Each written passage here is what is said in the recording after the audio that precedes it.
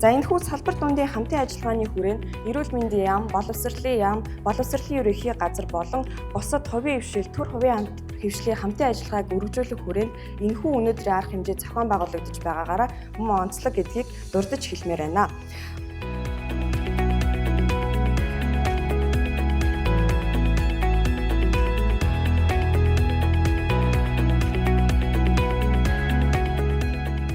Эрүүл мэндийн байгууллагаас гаргасан тоо статистик мэдэнээс дурдах юм бол 90,000 гаруй хүүхдүүд ямарваа нэгэн сонсголын бэрхшээлтэй асуудалтай байна гэдэг энэ статистик тоо мэдээ бол гарсан байгаа. За харамсалтай нь юу гэхээр эдгээр хүүхдүүдийн 60 гаруй хувь нь бараг урьдчилан сэргийлэх боломжтой өвчлөл гэдэг одоо ангилалд орохооргүйгээр сэргийлэх боломжтой ангилалд байсан нь бол маш харамсалтай тоо мэдээ байгаа. За энэ тоо мэдээний хүрээнд ч гэсэн манай Монгол улс эрүүл мэндийн яам ямар ажлуудыг хийж эхэлж байгаа гэхээр төрснөөс нь эхлээд ниран скринингийг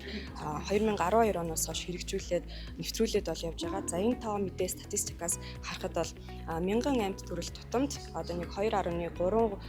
хүүхэд ямарваа нэгэн сонсголын нэг талдаа эсвэл хоёр талдаа ч юм уу бэрхшээлтэй гэдэг юм онцлогдоод байгаа юм тоо мэдээ статистик бол байгаа даа. За ингээд энийг бид нэр урьдчилан сэргийлээд эрт илрүүлэхгүй бол энийн цаашаага өвчлөл болж тухайн хүүхдийн боловсрол, эрүүл мэнд, хэл яриа, за дээрэс нь амьдралын чанар гэдэг юм чухал амьдралын факторуудад айгүйх сөргөөр нөлөө үзүүлэхээр ийм асуудлууд болж эхэлдэг. Тийм учраас бид нар энэ жил яг 3 сарын 3-ыг Дэлхийн эрүүл мэндийн байгууллагаас болон бусад олон улсын байгууллагаас жил болгон сонсголын өдрийг болгож одоо тэмдэглэж авч явдаг боловч энэ жилийн онцлог нь юу вэ гэхээр яг хүүхд рүү чиглэсэн хүүхдийн сонсголыг хамгаалъя гэдэг уран дээр бол явагдаж байгаамаа. За тийм ч учраас бид нар энэ жилдээ хүүхдийн сонсголыг хамгаалахыг зөвхөн эрүүл мэндийн яамны хүрээндээ биш бусад төр хувийн хвшлийн хамтын ажиллагааны хүрээнд хувийн байгууллагууд за дээрэс нь боловсролын ерөнхий газар боловсролын яамтайгаа ингэж хамтраад сургалтуудыг буюу одоо багш нарыгаа чадахжуулах сургалтуудыг хийх үзлэг үйлчилгээнүүдийг зохион байгуулах дээрээс нь хүүхдийн эрүүл мэндийн үндэснийхэн төвтэйгээ ингээд хамтраад олон шат дараалттай нэг өдрийн тэмдэглэх баяр болгож өнгөрөх биш энийгээ цаашдаа ч гэсэндээ авч явж хэрэгжүүлж нэг жилийн дотор тодорхой үр дүнгуудыг гаргаж яг дараа жил 3 сарын одоо 3-ны өдөр уулзахдаа эргээд үр дүнтэй тодорхой зүйлүүдтэйгээр байх хэрэгтэй гэдэг талаас нь л илүү одоо өнөөдрийг өнгөрөөж одоо тэмдэглэж онцолж гаргаж байна.